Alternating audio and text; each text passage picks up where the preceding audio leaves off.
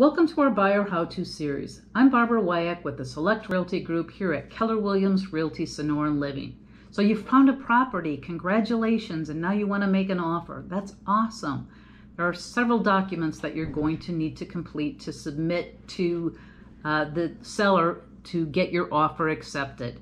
So the document that we're going to talk about today is called the Residential Resale Purchase Contract. So this is where you're going to specify all the terms of your offer. So the first thing that we're going to put in here is the names of the buyers. So you're going to put your legal names here, or the names that as you want to take a title to the property. And then if we know the name of the seller, we're going to enter that information here. Then the next is the address. We're going to want to specify the property address, the assessor's number, and the legal description. This gets very specific about the property. We want to make sure that we're not accidentally, writing an offer on a property that is not the one that you mean. So then the section here is the money. So what is the full purchase price that you're going to be offering? You're going to enter that on line number 1. On line number 10. Line number 11 is the earnest money. How much of an earnest deposit are you going to put down? In the Phoenix Scottsdale metro area, typically we see the earnest deposit is 1% of the purchase price. So let's say the purchase price is $300,000. The earnest deposit would be $3,000. But again, that's flexible. That's just typical. The next line, you're going to specify how much of an additional down payment are you going to make. Say you want to put down 10% on a $300,000 property.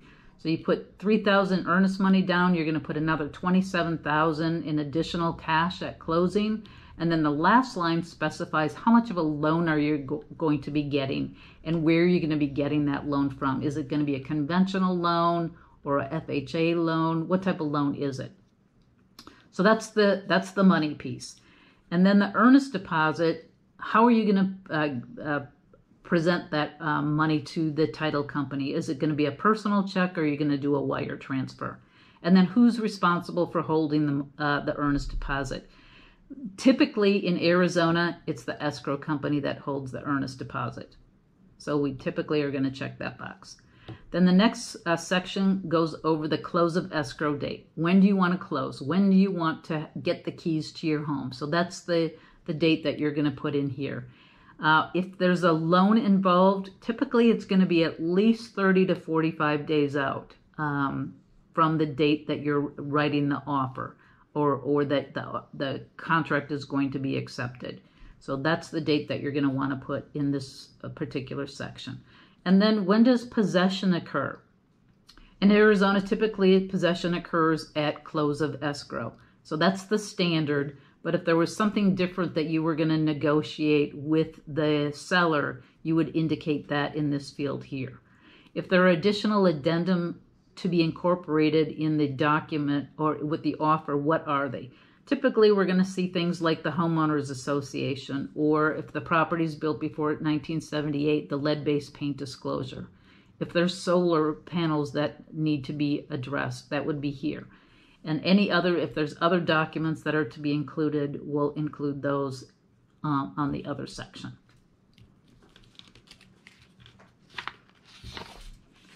Now the next section up here goes through all what is considered a fixture. A fixture is anything that is screwed into the wall. So all those things need to stay in the home. So typically in the kitchen, it's going to include all your built-in appliances like the microwave, the stove, the dishwasher. Those things are all screwed in, so they have to stay. If there's a watering systems, they would stay. If there's like I said, anything that's screwed into the wall stays. If there's any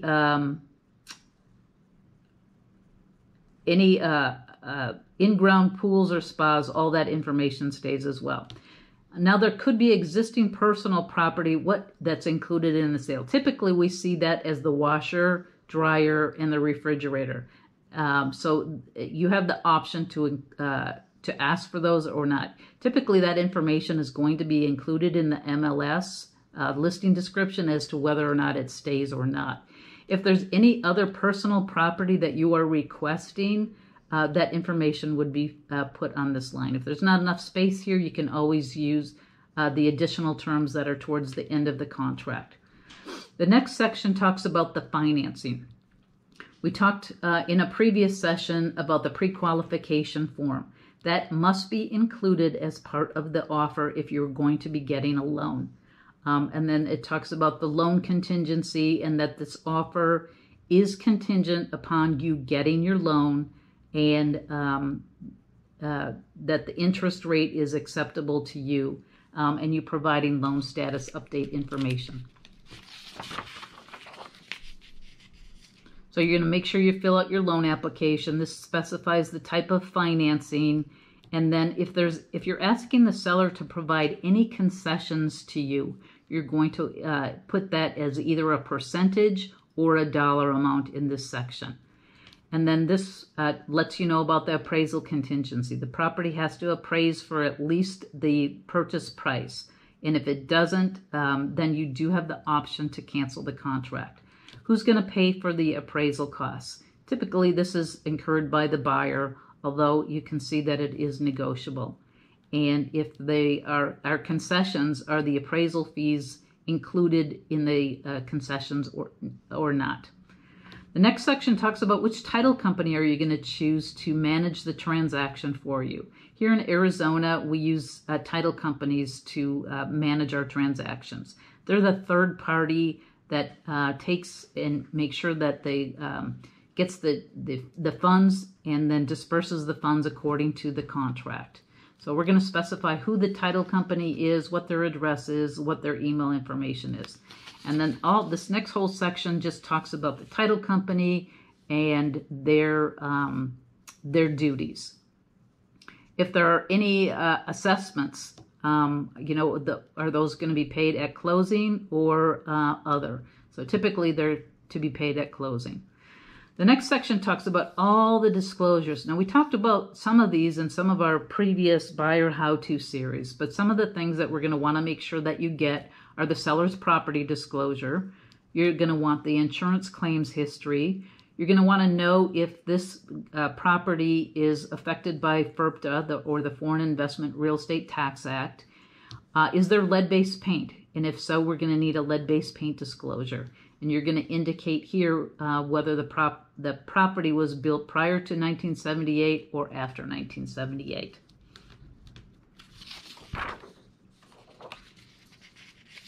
And then this talks about the warranties of the property. The seller and the buyer agree that the property is being sold in its as-is physical condition as of the date of the contract.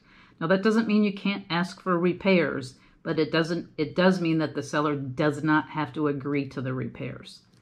And then this again talks about the due diligence period. We talked about that in another session. Typically, the due diligence period is 10 days. However, if you need a little bit more time because you live out of state, we can always adjust that here. And then this talks about all the things that you're going to want to inspect during your due diligence period. We talked about some of these things when we were reviewing the buyer's advisory. So again, more things to inspect. You're going to want to make sure that the home is insurable. So you're going to want to check with your insurance agent, give them the information on the home, and make sure that you're not surprised by any additional insurance costs.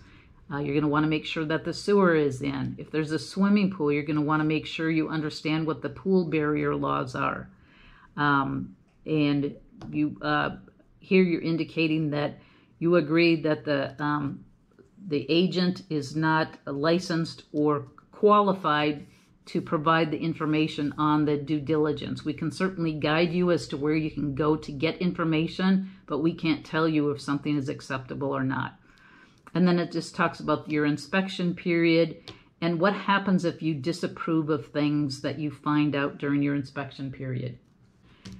Now, once you've completed your inspection period, you're going to give the seller an opportunity to correct the disapproved items. So the seller has 5 days from when you submit your response, your notice to them of things that are that you disapprove of, to either say that they're going to correct those or they're not going to correct them.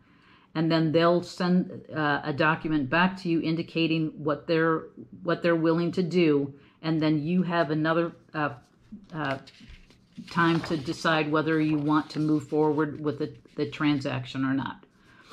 The next section talks about the home warranty. If you want a home warranty to cover the property, typically this is a 1-year warranty. And if you want to purchase it, who's going to purchase it, and what is the amount of the home warranty. We always like to encourage our buyers to order a home warranty, at least for the first year, just to make sure that there's no unforeseen expenses that might be associated with some things that should not work during the initial year of home ownership. And then we talked about the walkthrough, that we had a session on that, about your final walkthrough that you're going to do right before closing to make sure that the property is in the same condition as when you purchased it. The next section talks about all the remedies. Should there be a breach in the contract, what are the options that you have? Well, the first thing is you have to give the breaching party the opportunity to cure their breach. And if they don't, then it goes through the different options that you have as to what you can do to get the other party to fix the things that are not that they have not agreed to. This page just goes. Sorry, we already did that page. This is any additional terms that you would want to include in the purchase of a property. What do we see in this section? Typically, we see if there's additional property that you want to include in the sale, or if one of the parties is related to an agent. We're going to see that we would want to make sure we specify that in this section. Anything that's has not been covered in the document already is what we're going to want to include in this section. And then this page is just full of a bunch of terms. So it talks about what a day is. A day is a 24-hour period beginning at 12 a.m. and ending at 11:59 p.m. How we calculate days, what's cancellation, that this is the entire agreement. And then this is a term of acceptance. Once you submit the offer, you're going to put in here when you want a response back from the seller. Typically, we like to give at least 24 hours notice for the seller to respond to an offer that we've submitted to them. And then the final page is just the signature page. So you're going to, the broker that's representing you or the agents that's representing you will fill out this top section, and then the buyers are going to sign here. You're going to send this over to the seller. If they accept immediately, they're just going to simply sign this. If there's some terms that you've submitted that they don't agree, then they're going to indicate on here that that an additional counter offer is attached, and then they're going to send that back to us, and then that's when some negotiation might have to take place as to the terms of the offer.